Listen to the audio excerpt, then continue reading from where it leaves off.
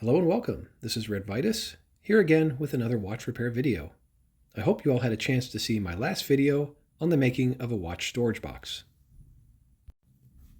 Today I'm returning with more of the usual content.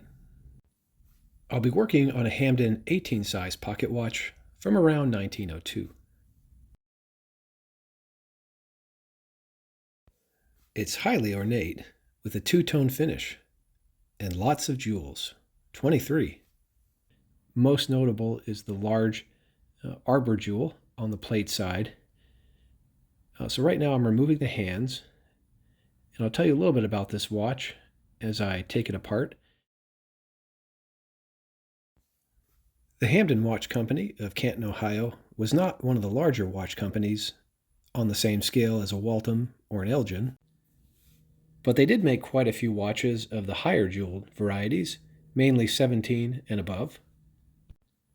This watch would be like a 17 jewel watch, but with 4 extra cap jewels on the escapement and an extra 2 special jewels on the barrel arbor. Now these jewels were all natural sapphires. Those were jewels that were used along with rubies on the finer grade of watches that the American watch companies made. The lower grade watches generally had things like garnets, silicates, still excellent jewels, not quite the hardness and resilience of a natural sapphire. Now these aren't the deep blue stones that you may be used to seeing. They're generally pale, almost colorless and clear by comparison.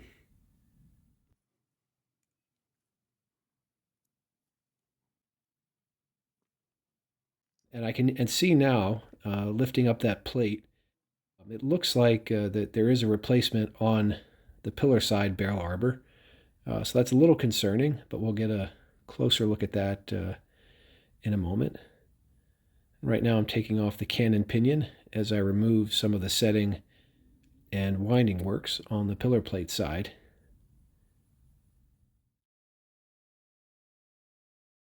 So now I'll flip it over, and we really see the wonderful look of this watch.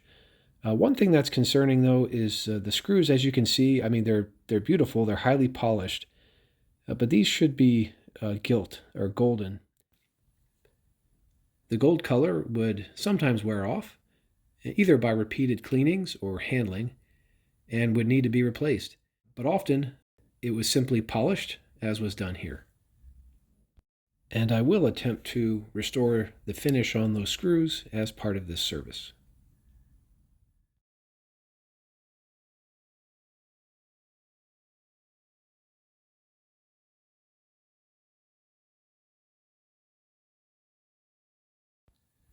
Right now I'm just wrapping up disassembling the gear train and escapement. That was the pallet fork.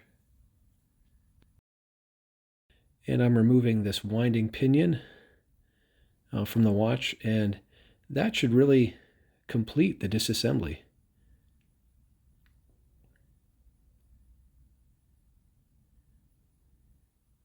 So I'm going to take apart this this barrel.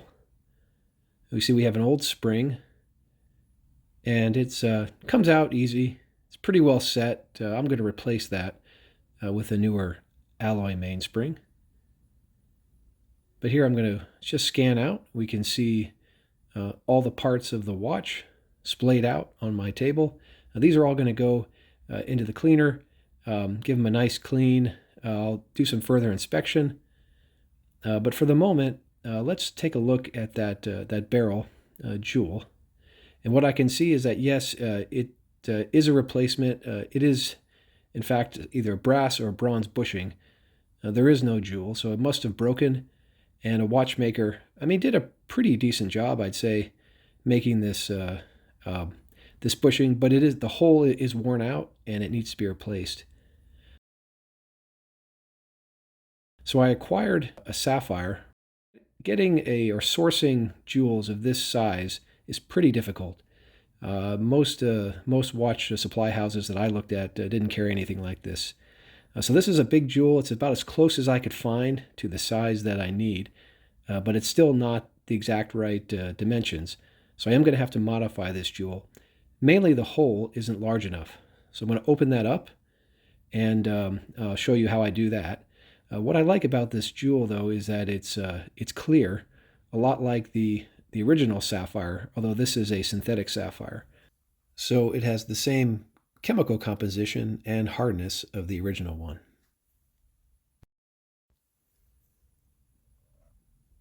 Modifying these jewels is done on a lathe.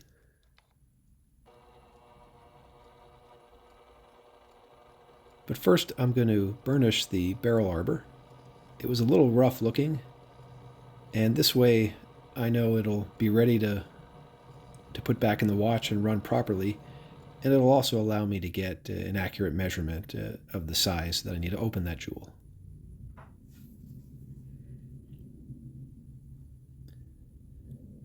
And this is where it gets real.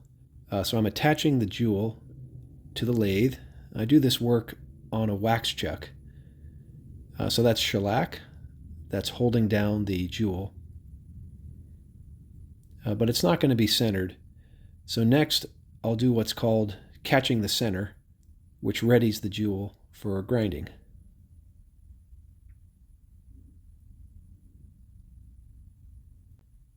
Now it's perfectly centered. And the first modification I'm doing is to adding a bevel onto the outside edge of this jewel. And this is done so that the jewel is held properly within the new setting.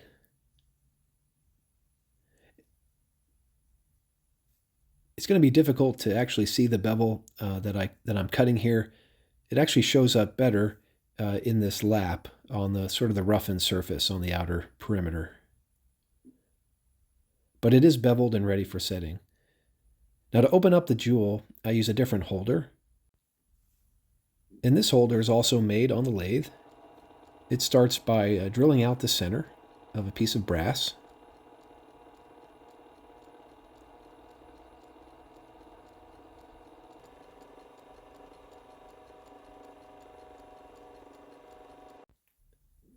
Then using my graver and this boring tool to cut out the step on the inside.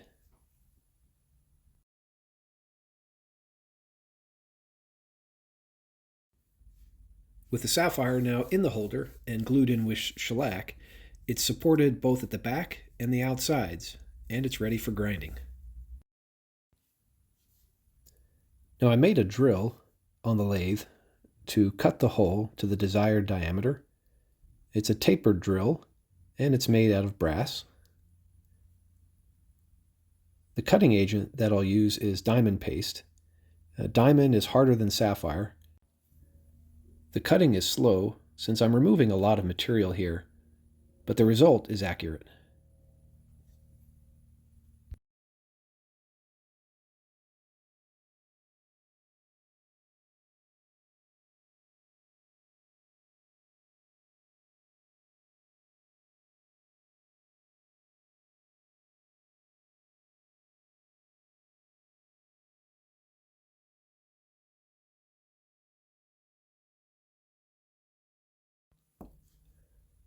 When I'm getting close, I use a piece of brass turned to the same diameter as the barrel arbor as a tester.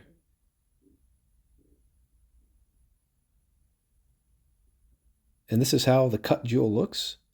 The hole is circular and centered and turned to the right diameter. But it's not done yet. I still have to polish the jewel. For that, I use grits of increasing fineness. This right here is 50,000 grit diamond paste on pegwood, and I work all the way up to 100,000 grit. Next, I make the chaton, again out of brass, and a very similar procedure to making the holder I showed you before, but I use a new piece of brass for this since the old one is contaminated with diamond paste.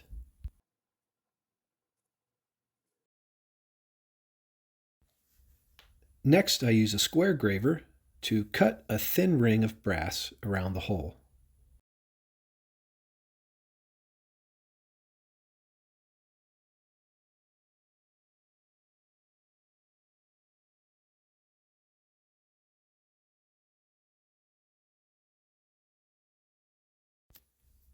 Then I deepen and thin out the ring with the boring tool, forming a foil which is needed to wrap the jewel into the chaton.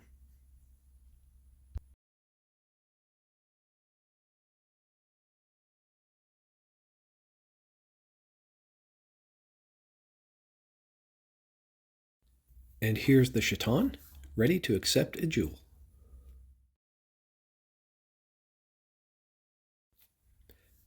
For burnishing, I have the jewel now inside the chaton, and I use plenty of oil.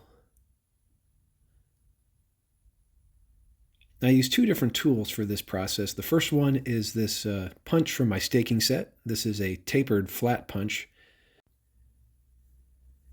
I use this tool to crimp the foil over the jewel. And once this is done, the jewel is held firmly in place.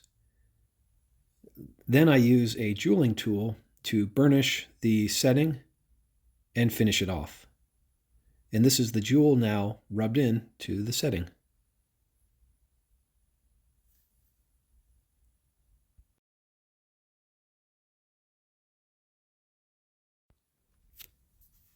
And it's a good idea to test the fit of the chaton occasionally. It's easy to make adjustments now, but later, once the jewel is separated, it becomes much more difficult. And that's what I'm doing here with this square graver again. I'm parting off the jewel. This hogs off a lot of material, and it'll leave me with the chaton separated from the brass rod from which it started. And the last step will be to face the other side of the jewel and do final fitting. Now we're looking at the finished jewel installed in the pillar plate, and it looks so much better than what was there before. And as another bonus, I have a 23 jewel watch again.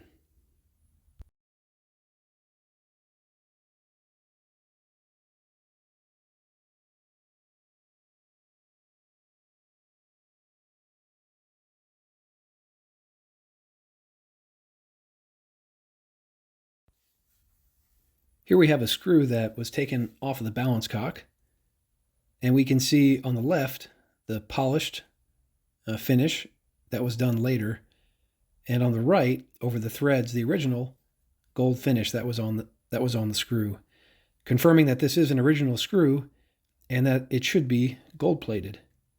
So that's what I'm doing now, is replating. I have my 24 karat gold solution and anode ready.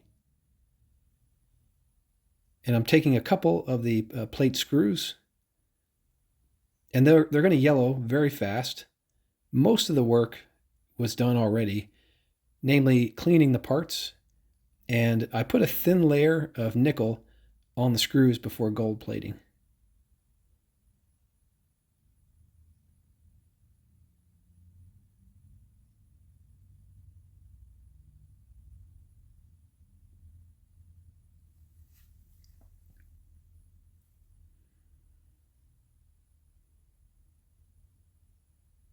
And the result is just beautiful. And I'm going to give this treatment to all the screws, even the little jewel screws.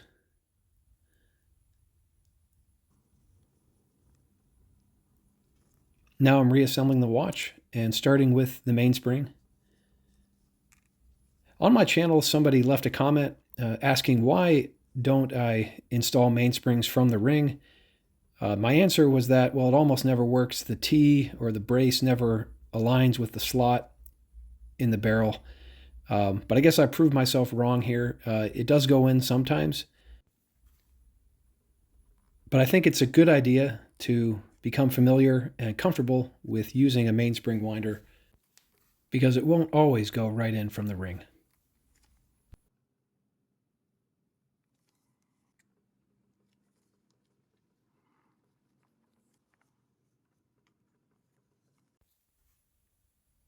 As I continue with the reassembly, please note that while I do show some of the oiling steps, I don't show all of them.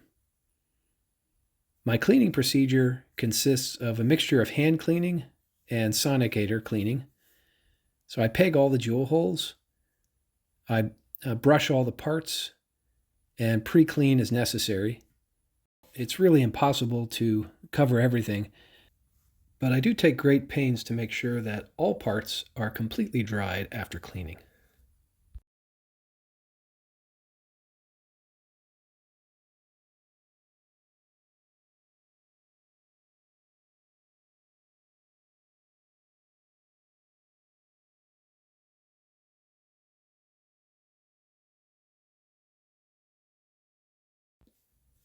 This is the winding pinion, and it's very easy to forget to install this part, but if you do, you'll have to take the plates apart to get it back in.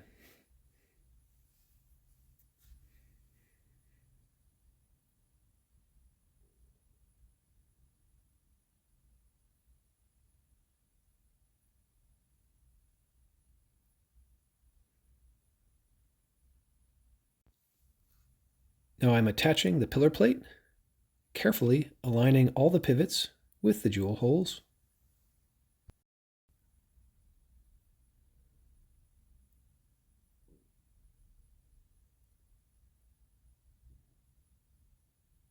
And I ensure every wheel and pivot is positioned right before screwing it down.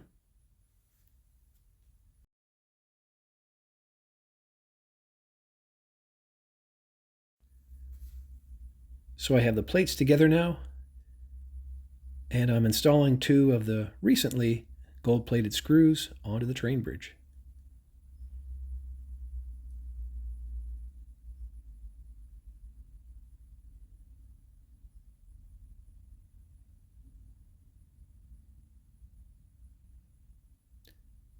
Next, the barrel.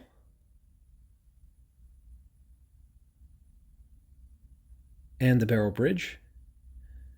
I think of all the reassembly steps, this one gives me the most anxiety due to that large sapphire.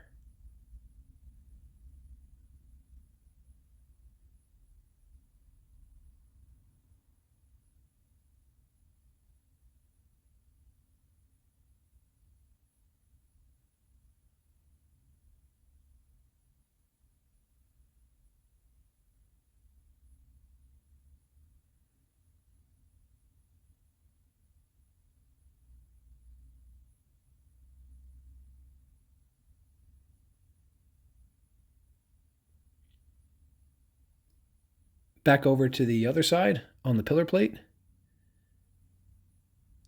And this is the set lever spring.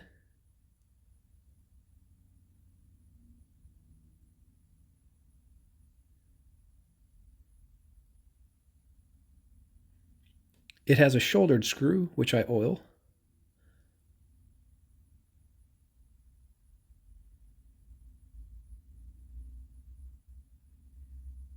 This is the yoke spring.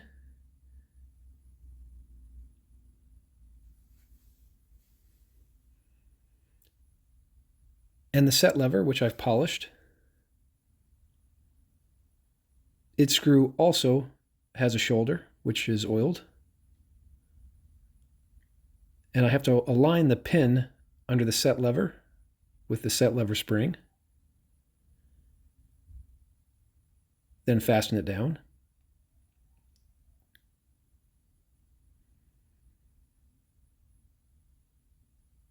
The ratchet wheel.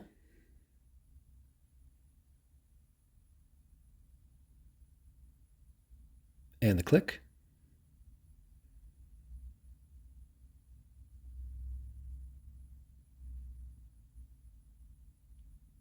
And the ratchet wheel cover.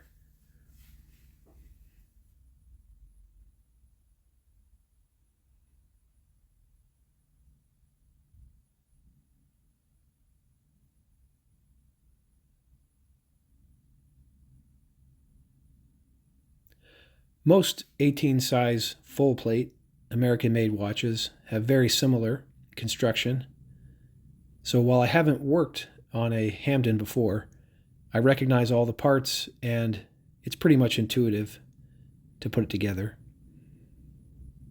I install the wheels onto the yoke upside down, and a little bit of grease helps prevent the wheels from falling off when I flip it over. I used to use oil, but I found that sometimes the gears would fall off, so I started using grease. It just has better holding power. That was the winding wheel, and I'm aligning the pin on the yoke with the yoke spring.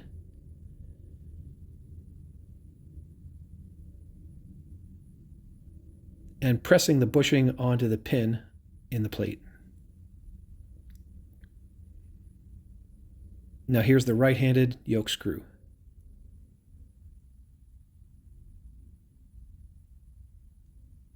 I'm placing some grease at the contact point. First where the set lever touches the yoke.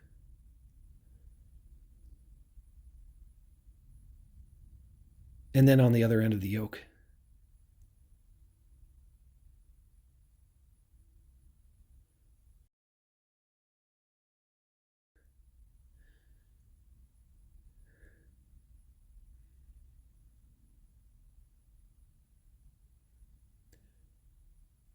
Try not to get any oil on top of the pivots, but if you do, I use a piece of pegwood, which soaks it right up.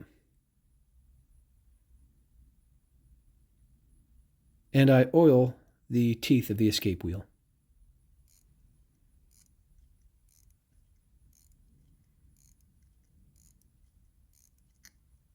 A little bit of winding and it starts. The watch movement didn't have a case when I bought it, but I think I've located the perfect case for it. This is a Duber watch case, and the reason I like this case is that the case company was owned by the same man that owned the Hampden Watch Company. So I think these are a perfect match. The finish on the crown is worn off, so I'll replate that. And I'll hand polish and then buff the case. Now I take extra care when I polish these cases not to remove or dull the grips at the edge of the case back and the bezel. If these are over polished, then it makes it difficult to open them for time setting and maintenance. Okay, I'm going to save the big reveal of the case for the end, and I hope you'll keep watching. It's only a few minutes away. Right now, I'm installing the time reading and setting components of the watch. This group of gears translates the motion of the wheels into hours and minutes.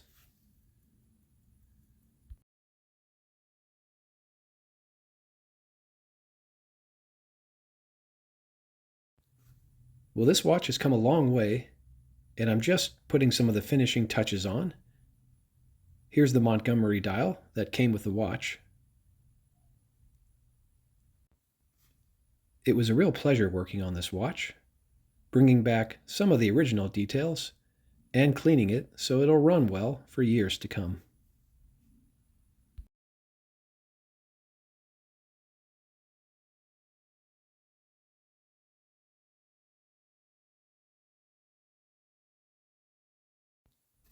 Also matching it with a case that I think perfectly complements the watch.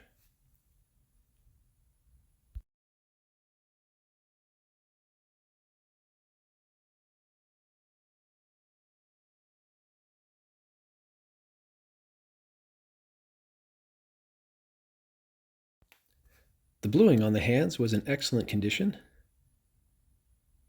So while I install this last detail, and before we get a look at the refinished case all put together, I'll put this watch on the timing machine and we'll get a look at how it runs.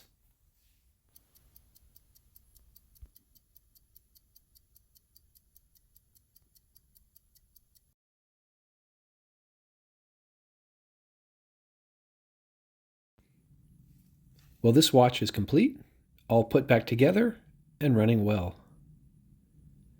I'd like to thank you all for visiting my channel, and if you enjoyed this content, please consider liking and subscribing. And I'll post new videos every now and again. So until next time, this is Red Vitus, wishing you well.